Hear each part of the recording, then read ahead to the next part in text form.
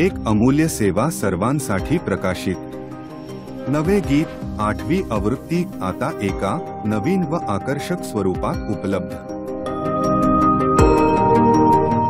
यामध्ये प्रभुसेवक स्वर्गवासी भाऊदास तडके यांनी रचलेली गीते आहे. त्यासोबत प्रचलित मराठी, हिंदी व इंग्रजी अशा 3 भाषिक गीतांचा संग्रह आहे. एकंदर 525 गीते आहे. गीतांच्या चालीकरिता शेवटच्या पानावर QR कोड देण्यात आला आहे. आपली प्रत मागविण्यासाठी या क्रमांकावर संपर्क साधावा. धन्य येशू नाम.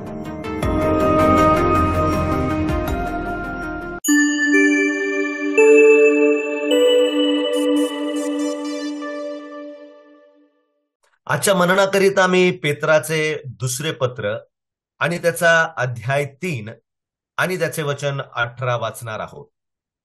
पेत्राचे दुसरे पत्र अध्याय 3 आणि वचन 18. 2 पीटर चॅप्टर 3 वर्स 18.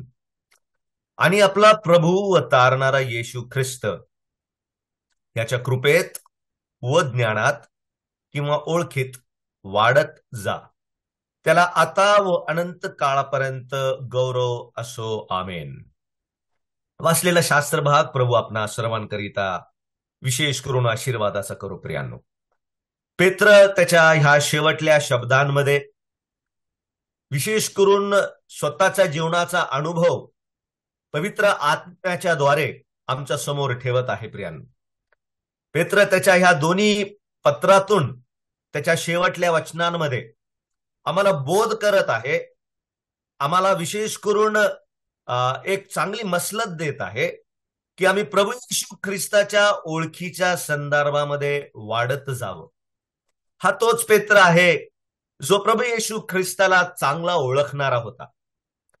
प्रभू येशू ख्रिस्ताची ओळख माहीत असलेला पेत्र, परंतु अनेक वेळेस त्याच्या जीवनामध्ये आम्हाला पाहावयास मिळतो एक असा प्रसंग आला ज्यावेळेस तो प्रभू येशू ख्रिस्ताला ओळखून सुद्धा तो ओळखू शकला नाही. का बरं पेत्राच्या जीवनामध्ये अशा प्रकारे गोष्टी आल्या आणि त्याच्या जीवनामध्ये आलेल्या ह्या सर्व किंवा हा सर्व अनुभव आम्हाला पाहायला मिळतं कशा प्रकारे तो माघ ओढला गेला आणि त्याने प्रभू येशू ख्रिस्ताचा नाकार सर्वांसमोर केला.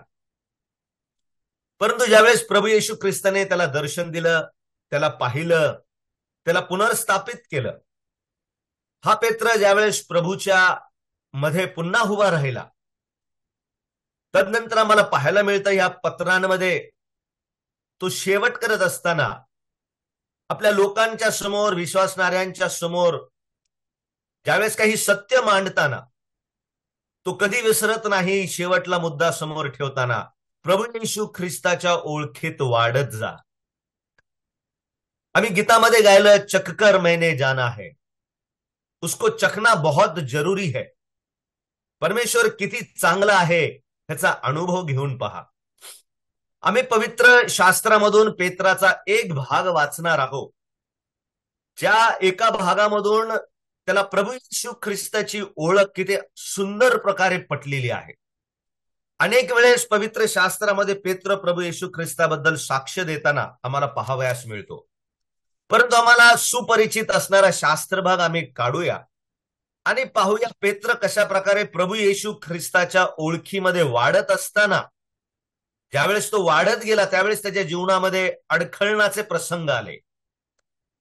पेत्र तुम्हाला मला सांगू इच्छित आहे, प्रभू येशू ख्रिस्ताच्या ओळखीत ज्यावेळेस आम्ही वाढतो त्यावेळेस सैतान आमच्या जीवनामध्ये अनेक संशय, अनेक विपरीत परिस्थिती, अनेक अडखळणं आणतो, जेणेकरून आम्ही प्रभू येशू ख्रिस्ताच्या ज्ञानात किंवा ओळखीत वाढू नये.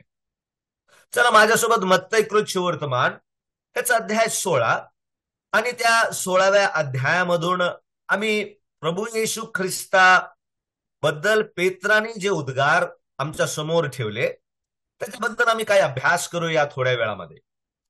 तसं पेत्राने प्रभू येशू ख्रिस्ताबरोबर भरपूर संभाषण केले. पेत्राने प्रभू येशू ख्रिस्ताला अद्भुत प्रकारे शुभवर्तमानामध्ये त्याची ओळख पटवून आमच्या समोर ठेवलेली आहे. परंतु या 16 अध्यायामध्ये आम्हाला पाहावयास मिळतो की पेत्राने प्रभू येशू ख्रिस्ताचं कशा प्रकारे ओळख आमच्या समोर ठेवलेली आहे. ही जी ओळख आहे ही ओळख दैवी आहे. ही ओळख पेत्राला स्वतःच्या बुद्धीने आणि ज्ञानाने प्राप्त झालेली नाही. आम्ही पाहणार आहोत प्रियानो, प्रभू येशू ख्रिस्ताच्या संदर्भामध्ये पेत्र कशा प्रकारे एक ओळख देत आहे. 16वा अध्याय आणि त्याचे 13व्या वचनापासून मी वाचतो, आपण ऐकावे.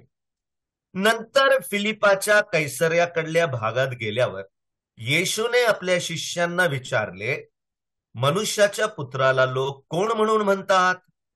ते म्हणाले, कित्येक बाप्तिस्मा करणारा योहान, कित्येक एलिया, कित्येक इर्मया किंवा संदेशातील कोणी एक असे म्हणतात. तो त्यांना म्हणाला, पण तुम्ही मला कोण म्हणून म्हणता?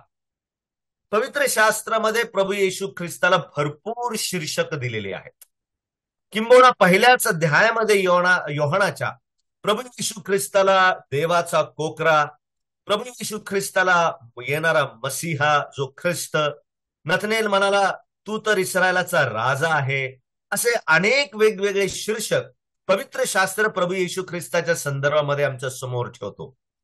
परंतु ह्यावेळेस पेत्र प्रभू येशू ख्रिस्ताची एक अद्भुत प्रकारे ओळख देत आहे आणि म्हणून त्या संदर्भामध्ये आम्ही काही गोष्टी पाहणार आहोत.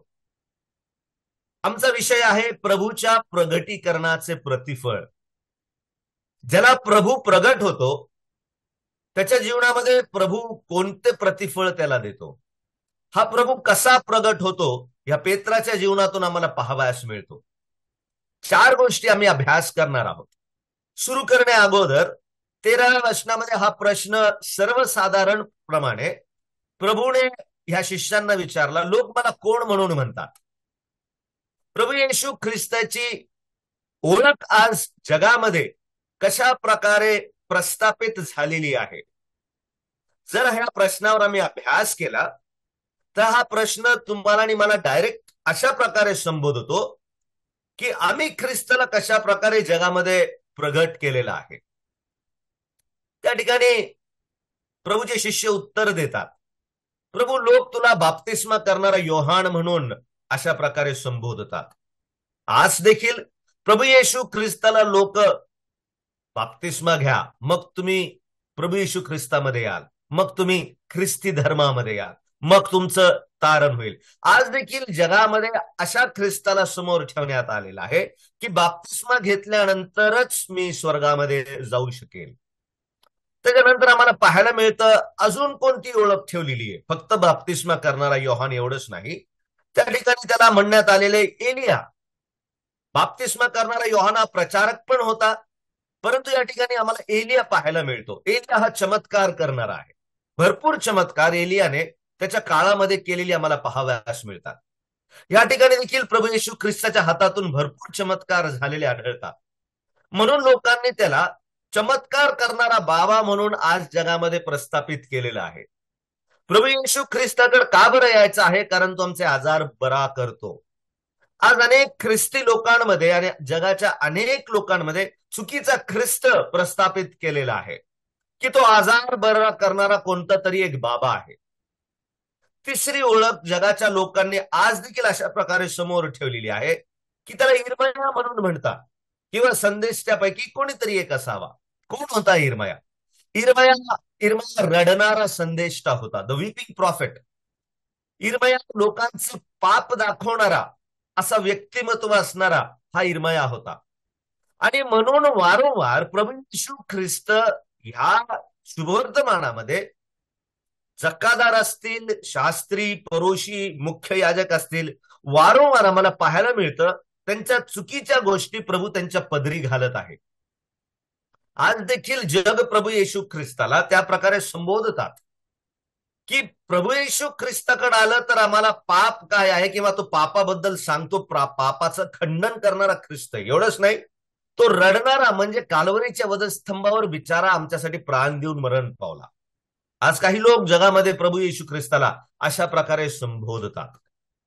या सर्व ओळखीमध्ये पेत्राने सुंदर ओळख दिली, परंतु कशी ओळख दिली ही हा तो देऊ शकत नाही. प्रभूने त्या ठिकाणी प्रश्न विचारला 14व्या वचनामध्ये, 15व्या वचनामध्ये. तो त्यांना म्हणाला, पण तुम्ही मला कोण म्हणून म्हणता, कोण म्हणून ओळखता?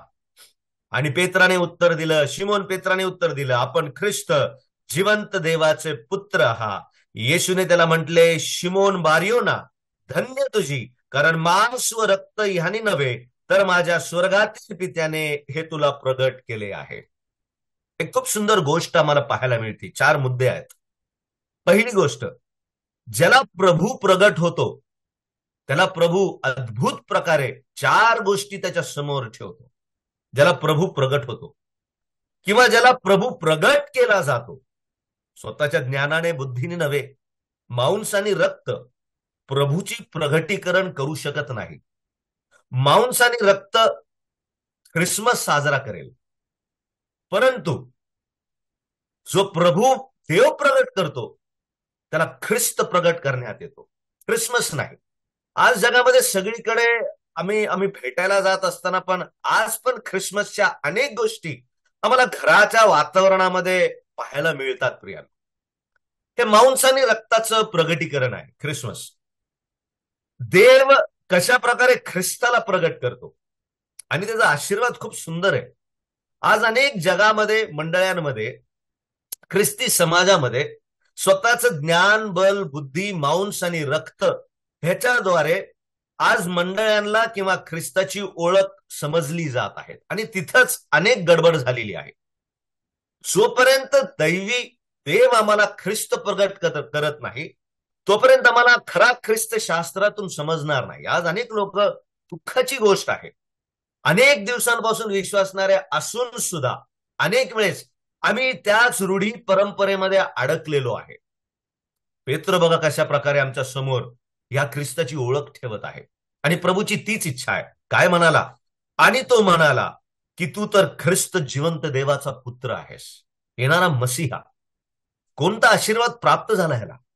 ज्यावेळेस देव आम्हाला ख्रिस्त प्रगट करतो ना प्रियांनो, पहिली गोष्ट त्याला देव आशीर्वादित करतो. काय म्हणाला त्या ठिकाणी 18व्या वचनामध्ये? प्रभू 17व्या वचनामध्ये म्हणाला, शिमोन बरियोना, धन्य तुझी, ब्लेसेड आर्ट दाव. पहिली गोष्ट, जो खरा ख्रिस्ताची ओळखीमध्ये वाढतो ना त्याला देव धन्य म्हणतो. धन्य म्हणजे आशीर्वादित असणारा, आशीर्वादित म्हणजे सुखी असणारा. चककर मैंने जाना है. क्या मैंने जाना है? किसको जाना है? क्रिसमस को जाना है या मसीहा को जाना है? पेत्राने ख्रिसमस नाही ओळखला, पेत्राने ख्रिस्ताला ओळखलं.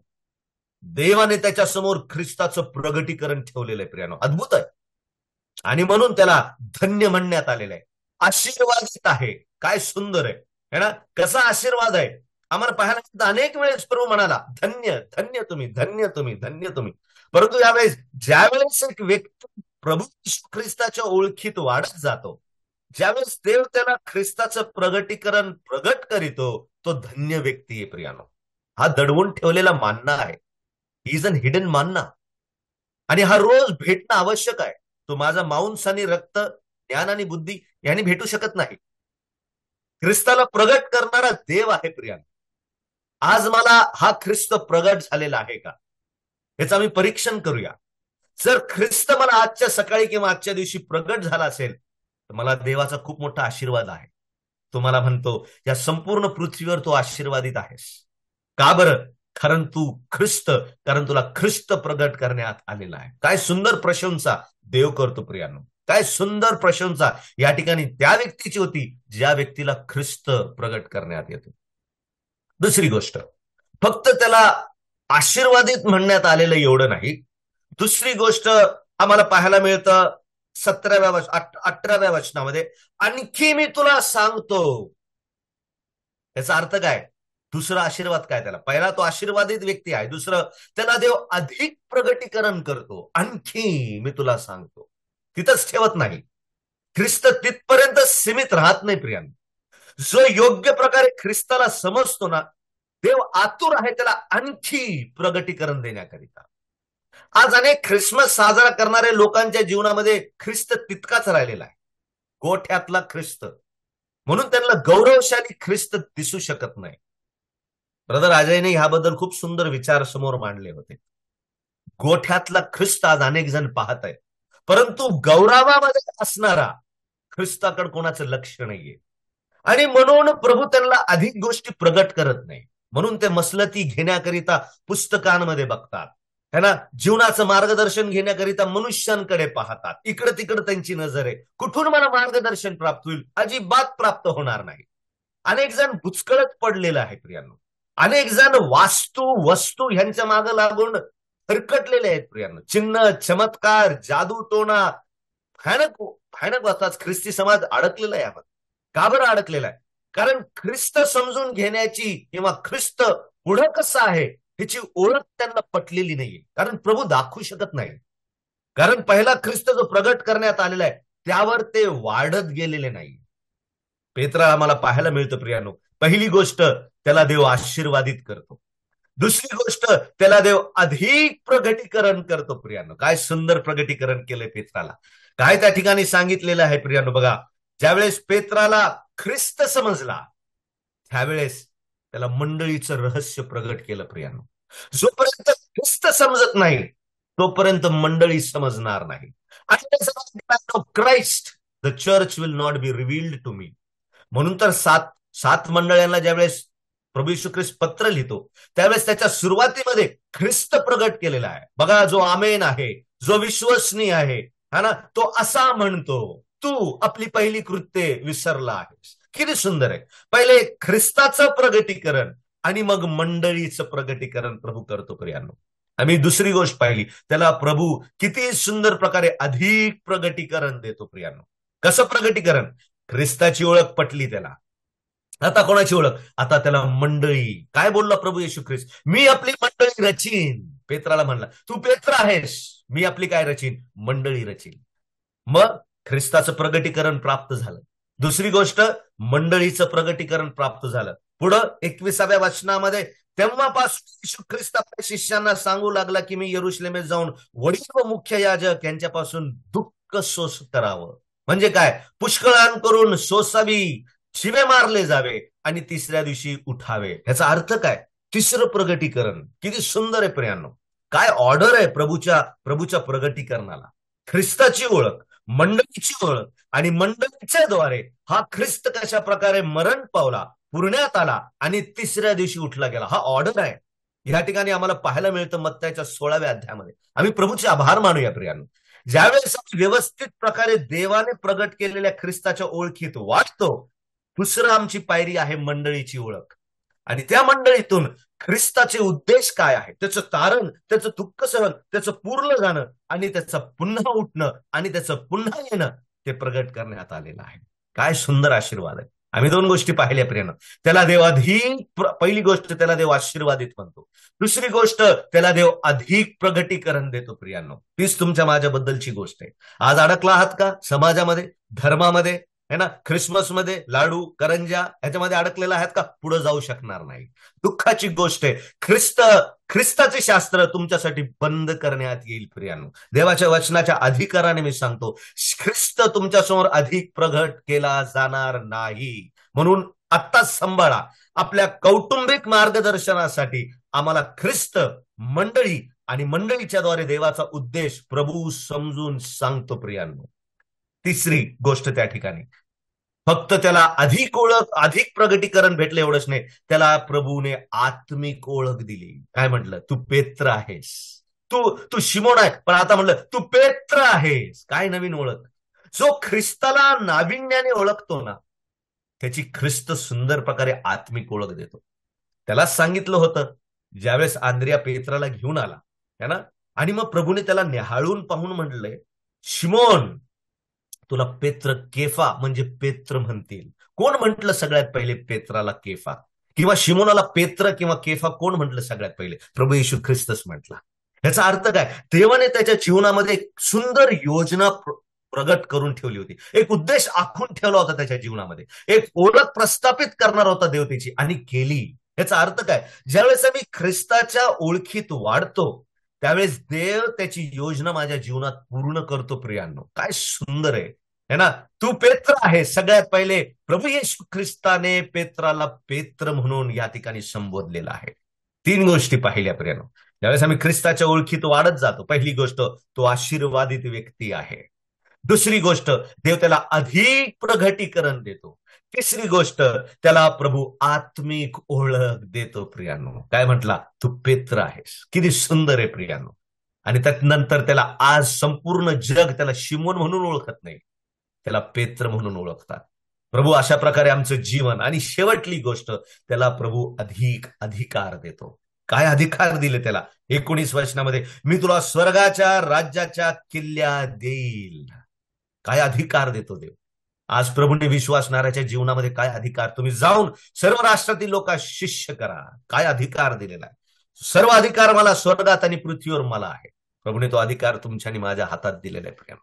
ज्यावेळेस आम्ही ख्रिस्ताच्या ओळखीप्रत वाढत जातो प्रियानो, प्रभू आमचं जीवन आशीर्वादित करतो. येणारा हे वर्ष आम्ही हे समजूया, है ना, की आम्हाला ख्रिस्ताच्या ओळखीप्रत वाढत जायचंय, है ना. ख्रिसमसमध्ये नाही, आम्हाला ख्रिस्तामध्ये वाढ. म्हणून स्वतःचं परीक्षण करा.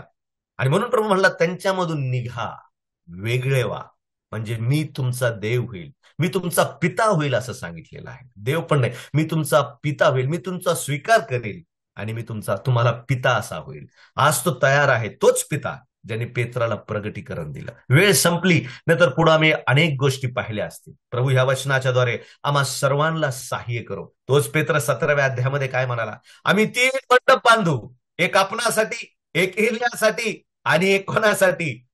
एक मोशेसाठी. हा पेत्र ज्यांनी ख्रिस्ताच्या ओळखीत वाढत गेला, शैतानाने पुन्हा अडखळण आणलं. ख्रिस्त त्याला म्हटला, अरे सैताना. तिथंच ते समोर आम्हाला वाचायला भेटतं.